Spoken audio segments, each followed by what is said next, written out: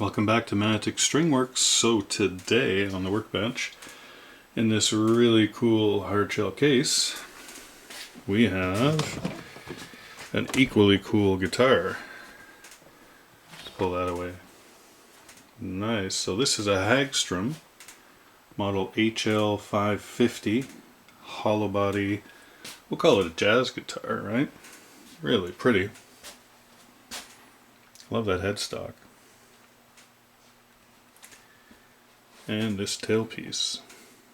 So it's here for a string change. We're going to put some flatwounds on it and a general setup, so stay tuned. Welcome to Manotick Stringworks.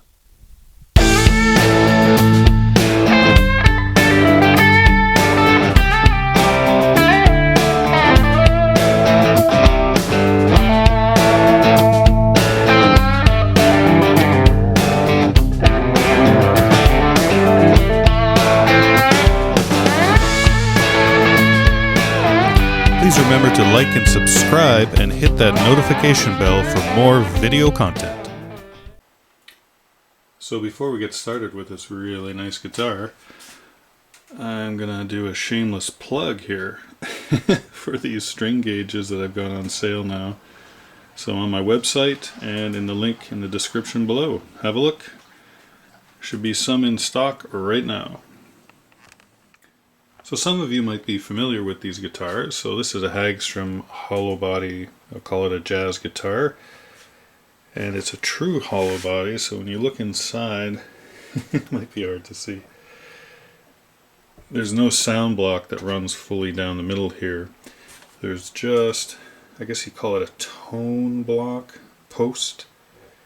So that goes under the bridge area just to support the bridge, the downward pressure. Much like a violin or a cello, very similar construction. This is a really nice guitar, mahogany body, sides and back. Really cool, unique tailpiece here with their insignia on it. We have a wood bridge. And the saddle here is wood as well. It's got a little bit of compensation built into it, which is nice. Two knobs, I assume volume and tone. Single little humbucker. Here we go. Inlays. These fret markers look cool.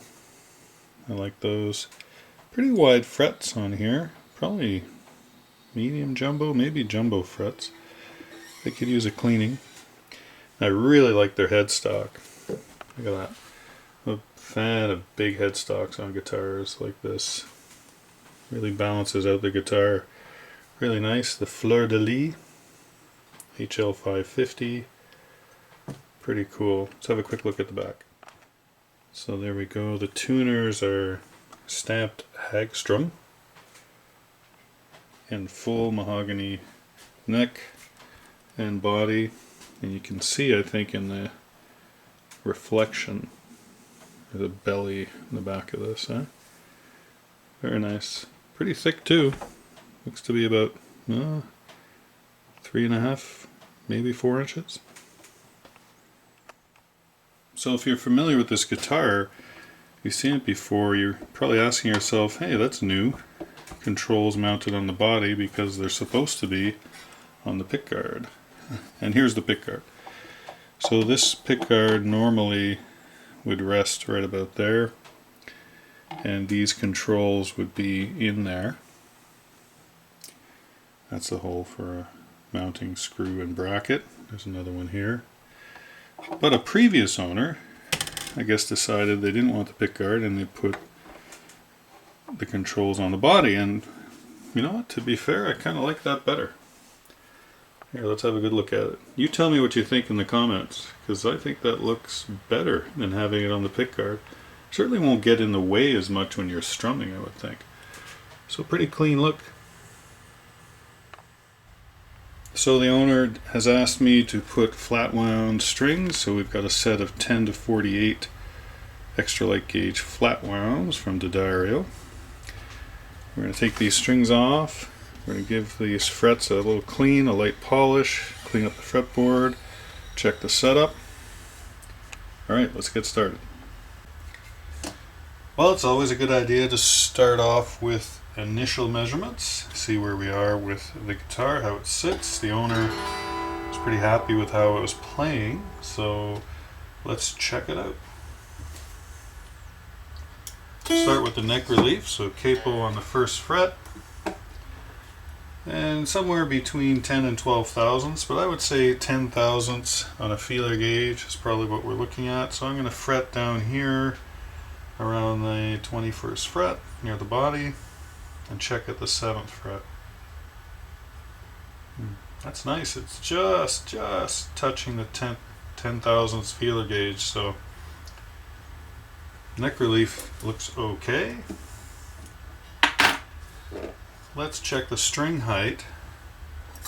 So on this guitar,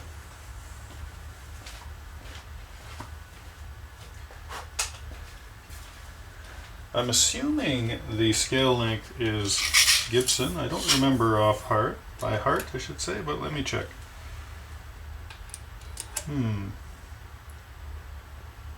Yeah, sort of a Gibson. I'll come down here. Yeah, 24 3/4 right here at the bridge. And the saddle on the first string, so we're looking at a Gibson scale. So we'll check the string height at the 12th fret, and I'm going to use my new gauges that I've been making, and they're for sale. Check the link in the description below. So usually with this type of guitar I want to see 5 64ths on the bass side and 3 or 4 64ths depending on the touch, that the player has, the owner. So I'll start with a 3 64ths over here on the first string. Yeah, that's nice. It's probably 4 64ths this one. Yeah, that's good. I like that. Put that down, and then we'll use a 5. Yeah, so I can't really get it under the bass side, the 6th string, so I would probably raise up this string a little bit. And when you're strumming hard, it's nice to have a little more room. Mind you, I'm not hearing any buzzing at all in the open position. And just for the hell of it, we'll check the pickup height. So again, using the pickup height gauge, we want to see 1/8 on the bass side and 3 32nds on the treble. So when you press down at the last fret, now it's okay on the treble. Bass side's a little high, but we really can't do anything about that. So another reason to raise up the 6th string just a touch. I'll bring you down here and we'll have a look at the nut action. Okay, so I like to see somewhere around 18 thousandths for a guitar like this and most electric guitars. So that's the space from the underside of the string to the top of the first fret. Yeah, that's nice. I can't really get it. Let me see. Yeah, it's lower than that on the A string. Same on the D. That's come from this side.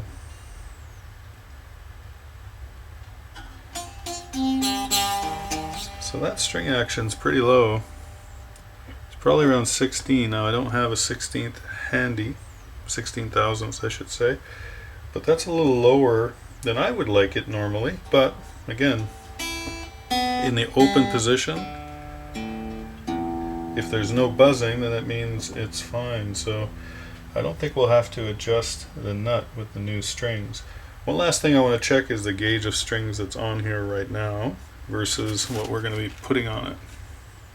So, they're definitely a little wider gauge, not by a ton, but I might have to do a little bit of shaping on the nut slots. And of course the G string is a wound string too, right, on these, not just a plain string. Okay, let's get these strings off and clean it up. So I want to show you something about this bridge and the placement. So of course, because it's a floating bridge, it's sitting on the top, it's not attached. As soon as you release the string tension, it's going to move. And it should be in a pretty good spot for intonation where it is. And the tailpiece will just flop down as well. So the owner pointed out to me that someone, let me get out of the light, there we go, put a little dot right there and one right here. And that should show where to put the bridge in case, you know, it moves when you release the strings. So we'll check it out. So because this is a floating tailpiece and it's held up by the string tension, you can see a little hinge right here. As soon as we release the strings, it's going to drop down onto the body of the guitar. So it's going to slide a cloth under there. And that'll keep us from scratching up the body on the guitar.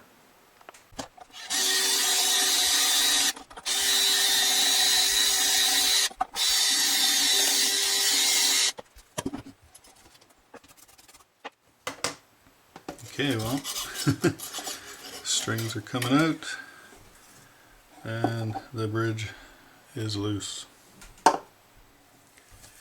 Okay, well, there's the tiniest bit of fret wear on there. Oh, hardly. It's really just dirt mainly. So we'll give that a clean. So I think what I'll do first is just roughly take a 400 fret eraser, 400 grit. Let's just run that over there a few times. See what it does. Yeah, pretty good. So actually I think I'm going to move down to the 180. I'm going to start with a 180 and then do all the frets. And do that. Let's clean this fretboard up a little bit here. We've got some simple green. Use the cleaner of your choice, something very mild. A little soap and water doesn't hurt. This stuff seems to do the trick.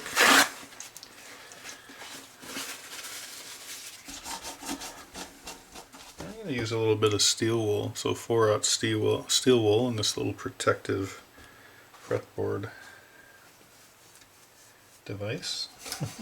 Just give these frets a little polish with the steel wool. Yeah, that's better.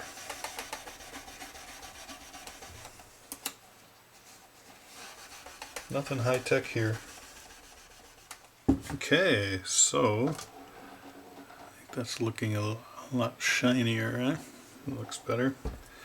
Put a little Dunlop 65 lemon oil on here, and we'll be done with the fretboard, and we can get on to stringing this guitar. So this fretboard is really dry. Gone over it a couple of times here. I'll let it soak in really well. And just keep rubbing it with a dry paper towel until it's all pretty much all gone. Some might come up a little later too, that happens, but that's okay. You can always just rub it off. Alright. Again, that's looking a lot better.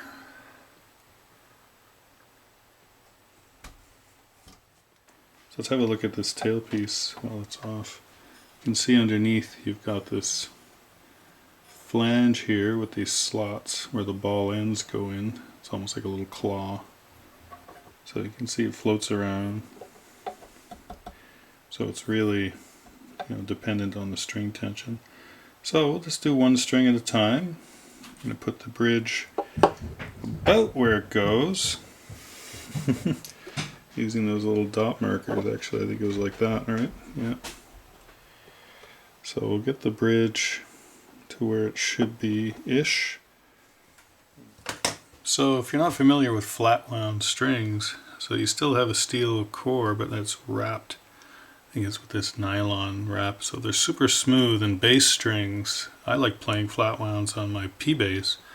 It just feels so good when you're playing. So pretty cool on a guitar as well.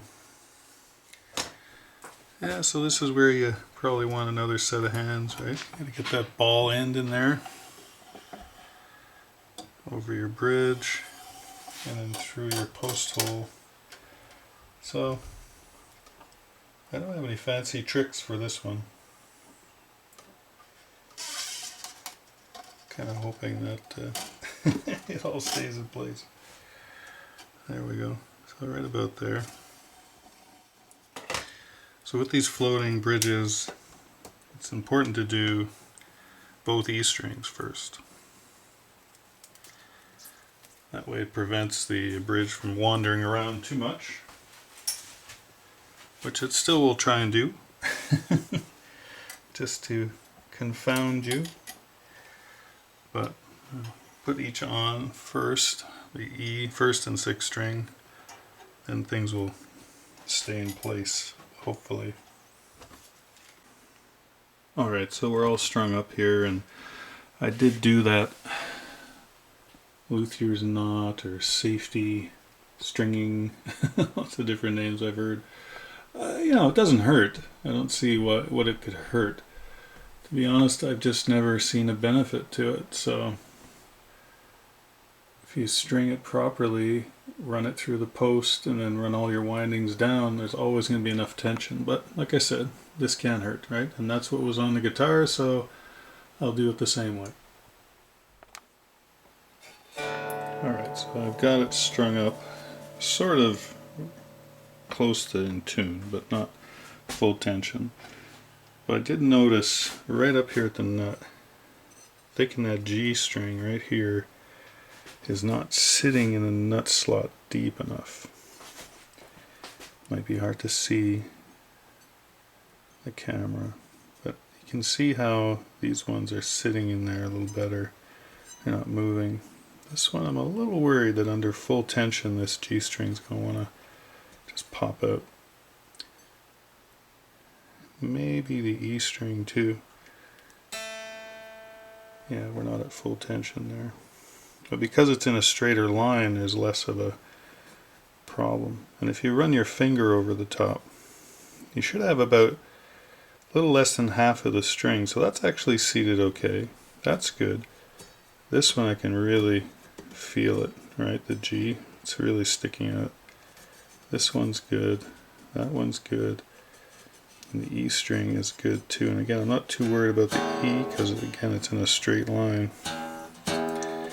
But that G string, I'm definitely going to have to widen the slot just a little bit to allow the string to sit down a bit.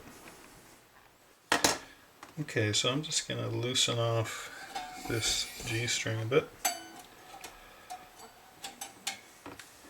And I'm going to take this nut slotting file, and it's at 26 thousandths, which is a little wider than what this string is, but I just want to get it in there. Actually, I've got a 17 right here, so that should sit in that slot.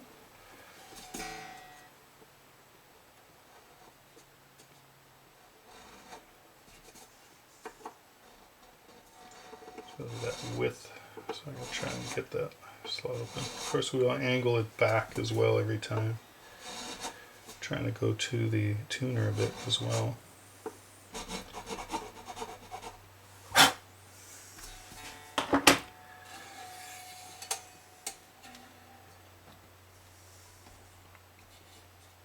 That's better. You can feel that it's sitting in there a little tighter. A little lower, I should say.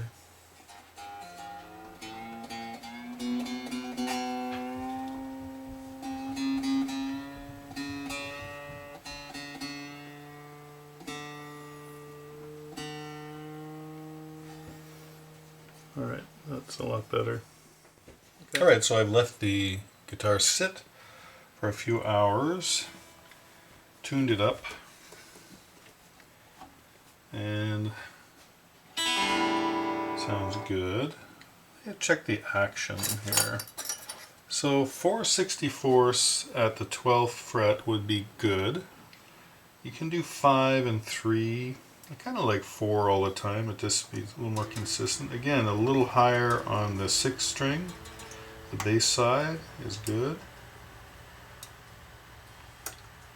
Okay, so we can only adjust obviously the 1st and 6th strings, so I like that. It's a little more than 4. And I'm just scraping 5. So I think what I'm going to do is I'm going to bring this up a little bit. Just a little touch. Yeah, so we can get that 5 under there. Okay. And then the 4/64 here. It's pretty good. Okay. So I was just curious at what the action was doing. We'll check the neck relief. So capo the 1st fret. Nothing should really have changed. There might be a touch more tension because of these flat wound strings. So 10/1000ths would be nice at the 7th fret. Yeah, we're good. It's just scraping. You probably can't hear that, but I can. And the 12 is definitely touching. So that's good. Okay, well the guitar's been strung up. It's been sitting here for a while. I've made sure the bridge is in the place that it was originally, as close as possible. Just been tuning it up a little bit.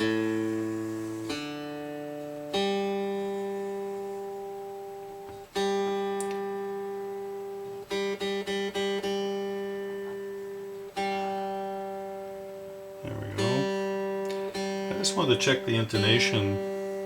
Can't really do too much except move the bridge around, but I don't want to do that. Especially when the strings are new. There's some pinging there, so it's catching.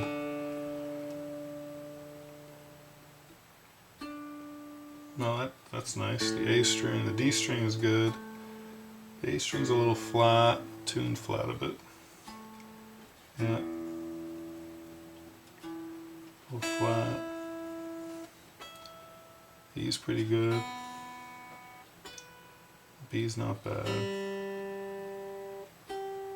Yeah, so there's a few that are flat, a few that are okay, and again, I think, there's some compensation here. We're going to leave it like that.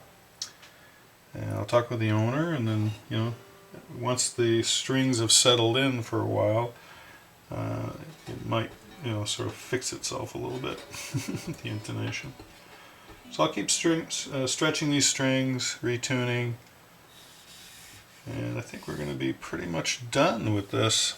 I might have another look at the nut and just see if I can open up the back of the slots a little bit. I don't want to modify the nut too much though, in case the owner wants to put regular round wound strings on here again.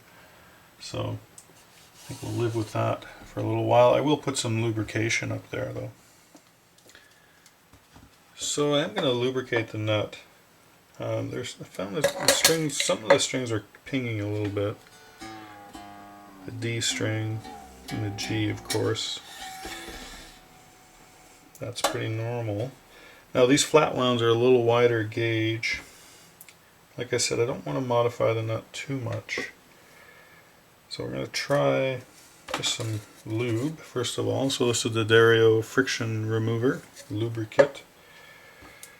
Little goes a long way, so you just sort of push it out a little bit. Not quite sure what's special about this. Sort of looks like Vaseline, but petroleum jelly. So I'm just going to put a little bit there. Get enough so it coats the string.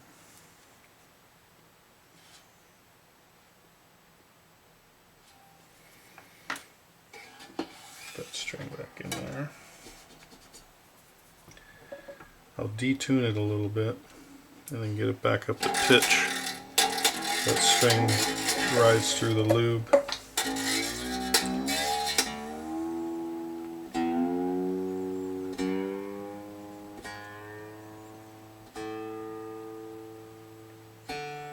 Alright, oh, you heard that ping?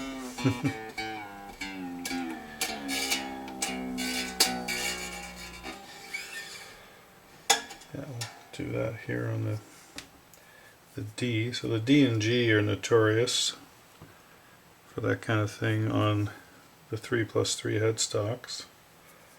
Not just a Gibson, any 3+3 headstock can give you that issue, especially with a little thicker gauge string.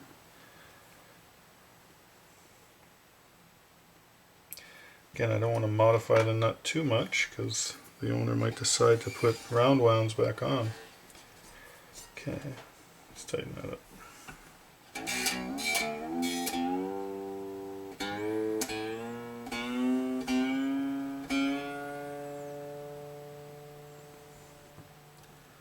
Seems better.